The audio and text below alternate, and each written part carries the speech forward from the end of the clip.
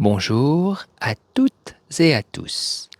Bienvenue dans ce podcast, La Voix de Wanderer.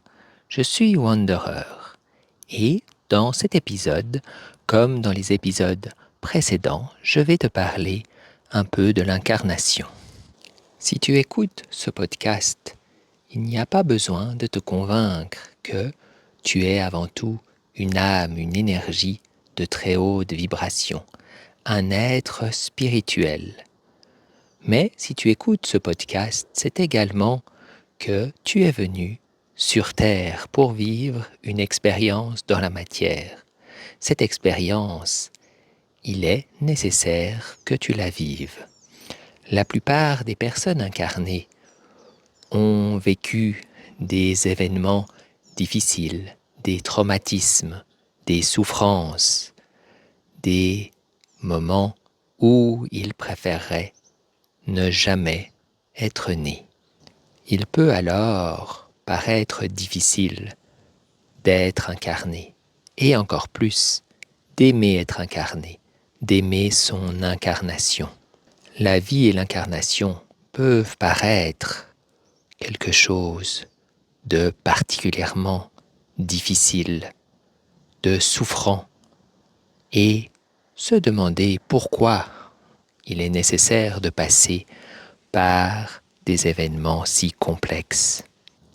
Ce qui est paradoxal, c'est que c'est souvent les âmes qui sont passées par les événements les plus durs qui acceptent le mieux leur incarnation. Les personnes qui vivent dans des conditions extrêmement complexes ont souvent moins de problèmes à accepter leur incarnation que les personnes qui vivent dans une relative harmonie, dans un confort relatif.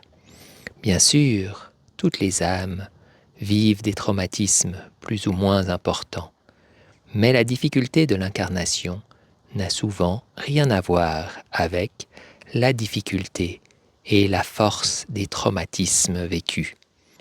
Pourquoi alors avons-nous tant de mal à nous incarner et à aimer notre incarnation?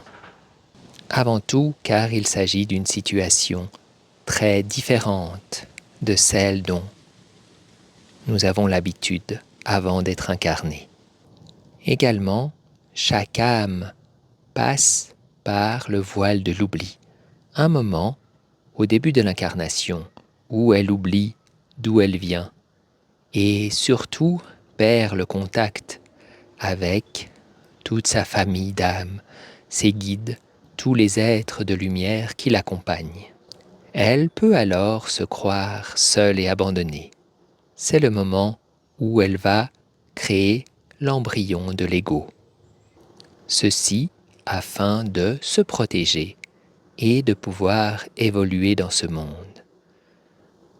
Ce faisant, l'âme part d'un traumatisme, un premier traumatisme qui lui dit qu'elle est seule et abandonnée, qu'elle a été laissée seule dans un endroit dangereux.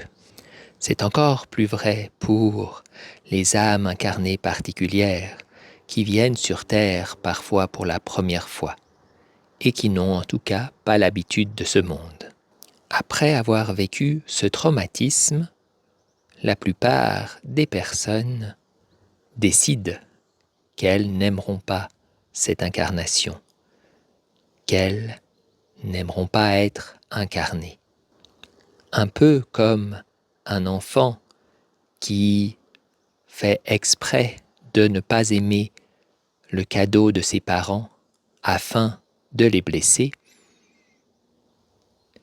les nouveaux individus peuvent décider de ne pas accepter leur incarnation, de ne pas aimer leur incarnation, afin de faire du mal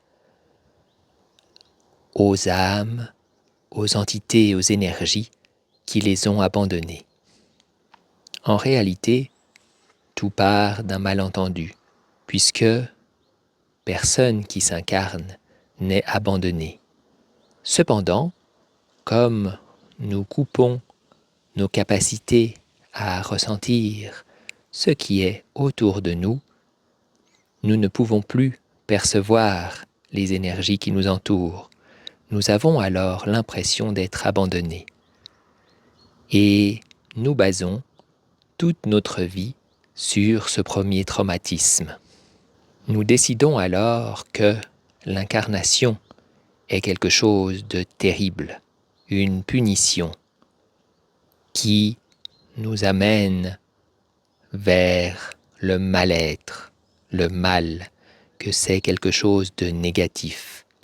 Les religions en ont rajouté en parlant de la chute du paradis perdu, comme si l'incarnation était une punition, comme si l'incarnation ne servait qu'à nous mettre des challenges afin de voir si nous méritons de retourner au paradis.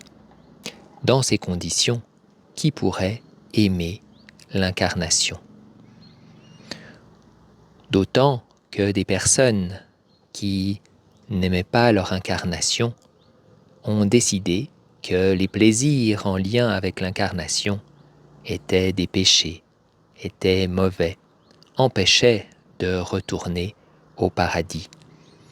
Finalement, en suivant les préceptes des religions, les personnes les moins incarnées sont celles qui ont le plus de chances de retourner au paradis.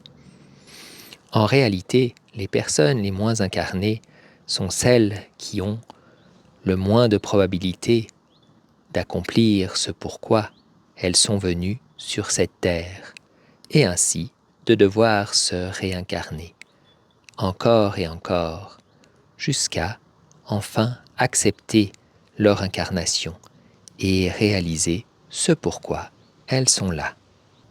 Paradoxalement, le moyen le plus rapide de ne plus s'incarner sur cette planète est d'accepter et d'aimer son incarnation, afin de réaliser sa mission.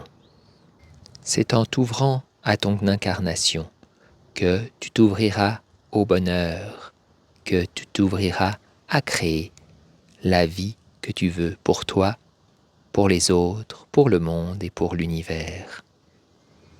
As-tu des remarques?